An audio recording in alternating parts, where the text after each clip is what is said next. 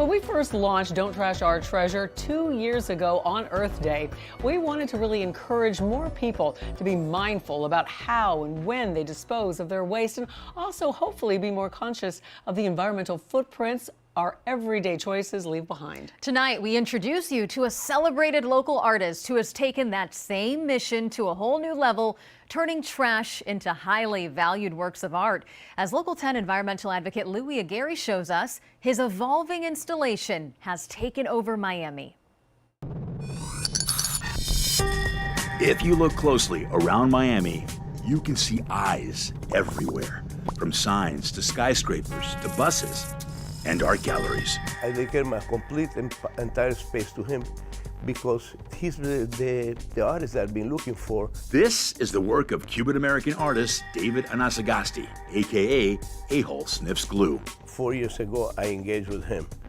And since then, 1,700 paintings have left that door. His paintings sell upwards of $10,000 a pop, but if you're lucky, you can also find his art on the street. Congrats, dude. Man, sweet. For free. I live right there, and I saw it right now posted, and I came flying over here. This is the Geographies of Trash, a project Anasagasti began during the pandemic. I got on the bike and I started loving the high of getting out there and just that pureness of getting it back in touch with like the city, going around it and seeing all these different things, and I saw a bunch of trash. But the eyes of the artist saw beyond the litter and instead perceived new canvases with which to create his art, turning trash into treasure right there on the spot. And collectors quickly caught on. I have pieces scattered throughout my backyard, in my garden.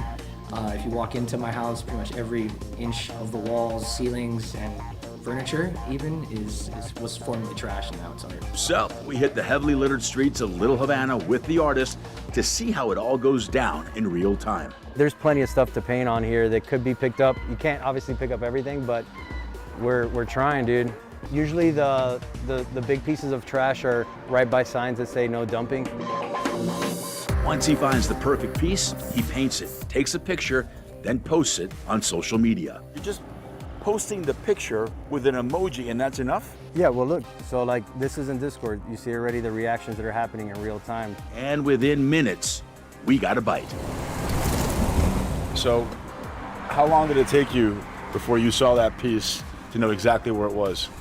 Probably like 15 seconds. And this is precisely the art of Geographies of Trash.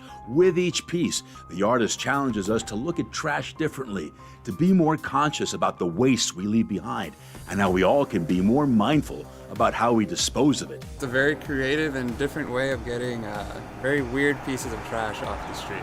It's everywhere. This ongoing installation caught the eye of FIU's Radcliffe Art and Design Incubator. Since 2021, the university has been working to identify collectors and archive exactly where their pieces were found. The archaeology digs into somebody else's trash, historical trash. Today, I think with David's project, we're documenting the relation of trash and finding meaning into it through stories of the people who are active citizens of our kind of community. Given the nature of this mixed media, some of the pieces may not hold up over time. That's why Anasagasti often rewards collectors with an NFT made from the original photo of the work, which includes the geographic data for where the trash was originally found. Not only are the stories being recorded, but the effort is being widely recognized. Earlier this year, the city of North Miami Beach proclaimed January 23rd as Geographies of Trash Day. I think this project really does that, reviving old things into treasures that people can really enjoy and really have an artist that has an amazing story that will empower the next generation to do even greater things. The moment marking a milestone for the rebellious artist who hopes his work goes beyond just inspiring young collectors and can also be a catalyst for real change. I feel that like where I'm enjoying right now is like showing heads that you can make something out of nothing. The platforms that we build for ourselves are really powerful, and it's how we use it, knowing when to use our voice. Pretty cool, right? The Geographies of Trash is an ongoing project because unfortunately, the litter problem is not going away anytime soon. If you'd like to get in on the scavenger hunt, scan the QR code there on your screen. It'll take you straight to the Don't Trash Our Treasure section on Local10.com.